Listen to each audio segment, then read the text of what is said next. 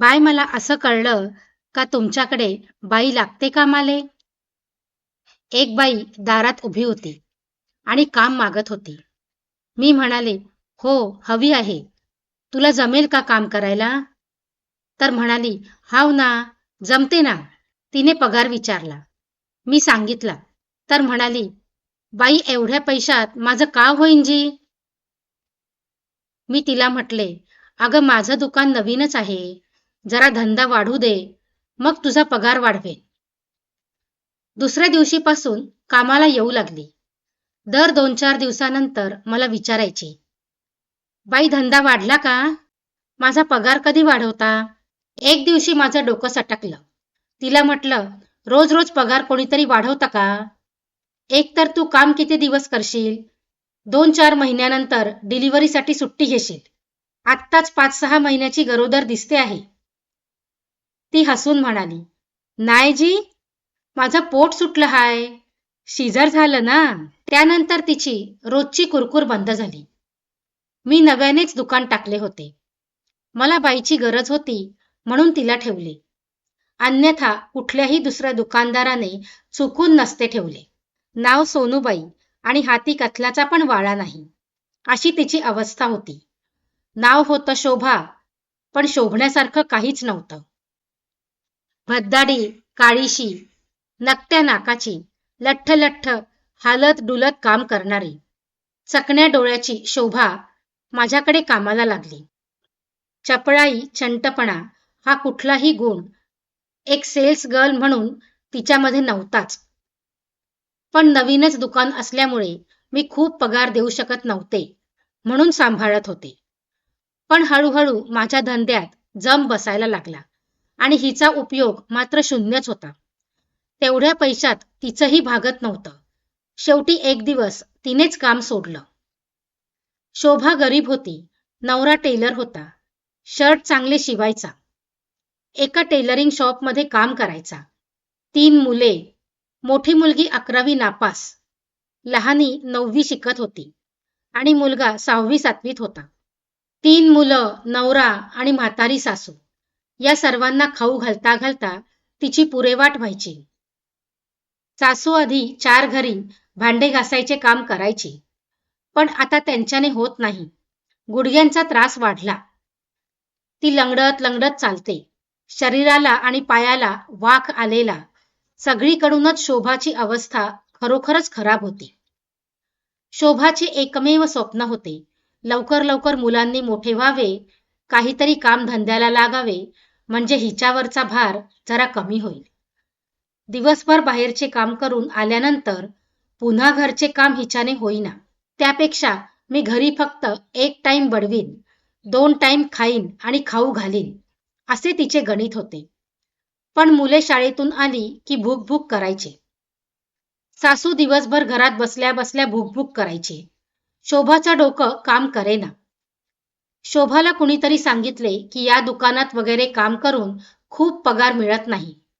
त्यापेक्षा स्वयंपाकाचे काम कर, त्यात पैसा जास्ती मिळतो. शोभाच्या हाताला चव होती. तिला लवकरच 2-3 स्वयंपाकाचे काम मिळाले. मधून ती माझ्या दुकानात काही चिल्लर वस्तू घ्यायला यायची. मी तिला म्हटले, "पगार वाढला काय तुझा?" ती हसून म्हणाली, "हो ना." पण शोभाच्या नशिबात सुखच नव्हते. सदैव दारूच्या नशेत. नवरा खूप चाटा मारायचा, त्यामुळे त्याची नोकरी सुटली. आता तो दिवस रात्र घरातच होता. कुठून पैसे आणायचा माहित नाही, पण रात्री ढोसून यायचा. दिवसभर लोळत पडला राहायचा. उठला की खाय करायचा व कटकट करायचा. घरात आनंद असा नव्हताच. नवऱ्याचे कसेही 4 पैसे येत होते, तेही आता बंद झाले. कुठून पुरवणार शोभा? पुढे मला कळले, शोभा 1 नंबरची चोरटी आहे. सगळ्या बायका तिच्या नावाने खडे फोडत आहेत. एकदा आमच्या दुकानात काही घ्यायला आली असता तिने एक पॉलिथिन दुकानाच्या बाहेर भिंतीवर लटकवून ठेवले होते. माझ्या दुकानात काम करणाऱ्या मुलींनी सांगितले, त्यात गरम भाजी होती. एवढी गरम ताजी केलेली भाजी कोणी अशीच का देणार? हिने चोरली असेल काय? एकदा माझ्याच दुकानातलं एक इमिटेशनचं मंगळसूत्र तिच्याजवळ दिसलं. तिने ते विकत तर घेतलं नव्हतंच, म्हणजे नक्कीच चोरले असावे. आता माझाही विश्वास बसायला लागला. एकदा ती माझ्याकडे 50 रुपये उधार मागू लागली. तिला पैसे देणे म्हणजे वाघाच्या गुहेत बकरीला पाठवण्यासारखेच होते. परत येण्याची कुठलीही शक्यता नव्हती. पण का कुणास ठाऊक मी ते दिले. माझ्या दुकानातूनही तिने काही नेलेल्या वस्तूंचे 200-400 रुपये झाले होते. त्यातले कधीमधी ती 5-50 रुपये वापस करायची आणि पुन्हा 5-50 रुपयाची वस्तू घेऊन जायची. त्यामुळे उधारी तशीच कायम होती. खूपदा वाटायचे की हिला चांगले रागवावे, तिच्याशी खडसून बोलावे, पण तिचा मठ्ठ चेहरा मला भाबडा वाटायचा. तरी मी तिला पुढे या वेळेला विचारले, 50 रुपयांचे काय केले? तिने सांगितले, बर्नॉलची ट्यूब आणली, कारण तिला छातीपाशी चांगलेच पोळले होते, तिथे लावायचे होते. मी खूप वेळ विचार करत राहिले. कदाचित तिच्या नवऱ्याने तिला चटका दिला असावा. तिला ती जखम बरेच दिवस पुरली. त्या जखमेचा उलगडा नंतर माझ्याच एका ग्राहक स्त्रीकडून कळला. ती त्यांच्या शेजारी पोळ्या करायचे काम करायची आणि नेहमी तिथे 2-4 पोळ्या चोरायची. त्या बाईच्या लक्षात आले. पुढे ती स्वतः कणिक काढून ठेवून द्यायला लागली. पण तरीही जेवढी कणिक काढली त्यात सांगितले तेवढ्या पोळ्या करायची, पण त्या खूप पातळ पातळ करायला लागली.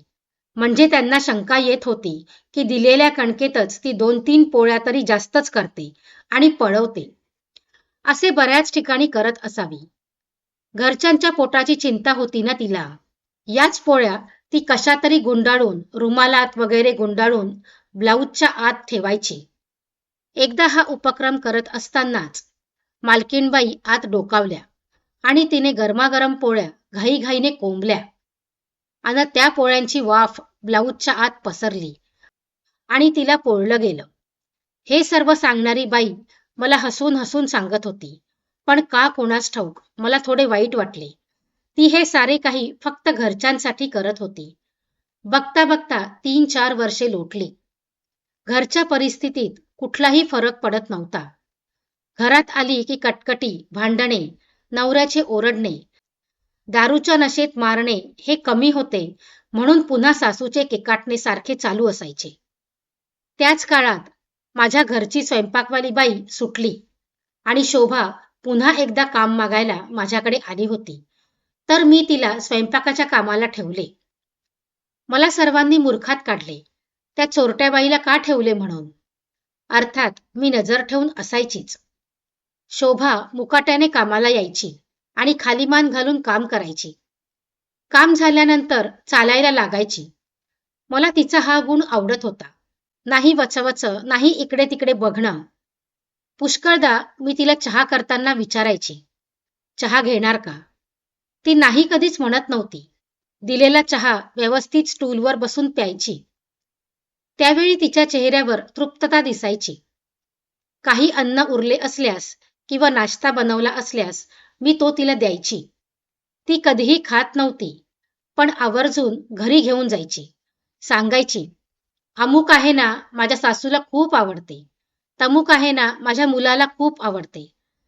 ती तिचे घर, तिचा संसार, तिची मुले यापुढे तिचं विश्वच नव्हतं. कधी कधी चेहरा पडलेला असायचा, सुजलेला असायचा. घरी भांडण झाले असायचे. मी तिला म्हणायची, तू एकटी का करतेस हे सारे?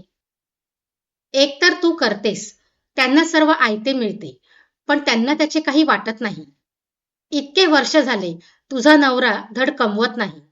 सासू तू आणलेलं खाते, पण तरी तुझ्याबद्दल काही चांगले बोलत नाही. आता तुझी मुलेही मोठी झाली, त्यांनाही तुझ्याबद्दल काही वाटत नाही. तू का सर्व पुरवत राहते?